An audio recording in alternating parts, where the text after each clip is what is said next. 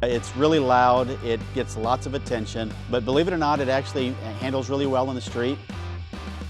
I'm John Wales, and this is my 1976 Chevy Vega, even though it doesn't look like a 1976. So it's just pretty much a Vega in body only at this point. It's got a full chassis underneath it. It's a 468 big block with an 871 blower, 2 stages of nitrous. It's got a TH400 Manual Valve Body. It's got a Ford 9-inch rear end. It's tubbed out, obviously. The back tires are 23.5 inches wide, 33 inches tall. It's got wheelie bars and a parachute on it, and it's got a pretty cool shifter, and it's called a Kildoff shifter. It's like lightning rods, so it's got multiple levers.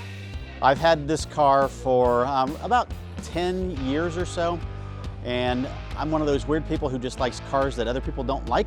So Vegas aren't always the most popular cars out there, but I just happen to love them. Has to be a hatchback for me. I love the hatchbacks. I had one when I was in high school and sold it when life happened and went through a lot of stuff. And then through the years, I was able to acquire another one. I've just had this one around forever like an old shoe.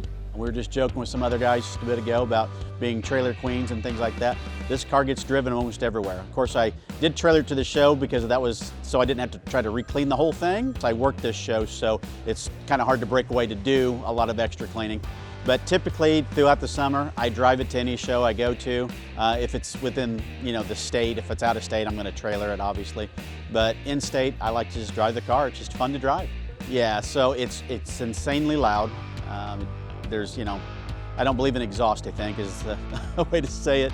It's really loud, it gets lots of attention, but believe it or not, it actually handles really well in the street. Early on, when I first got it done and was out driving it, it actually twisted the frame in the front, so I had to pull it all apart and redo the frame. So the frame's been all redone, and then now it accommodates the engine pretty well. Builds are never complete, they're just temporarily complete, right? So it's complete right now, but I'm sure I'll be changing something soon, because you always do. About every 3-4 years, I take the car completely apart and put it back together just to clean everything up and make sure everything's in good shape.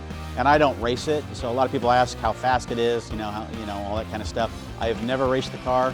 I used to race a long time ago with another car, and I just kind of retired from that. So now I just enjoy cruising and going to car shows and sitting with my friends and telling lies.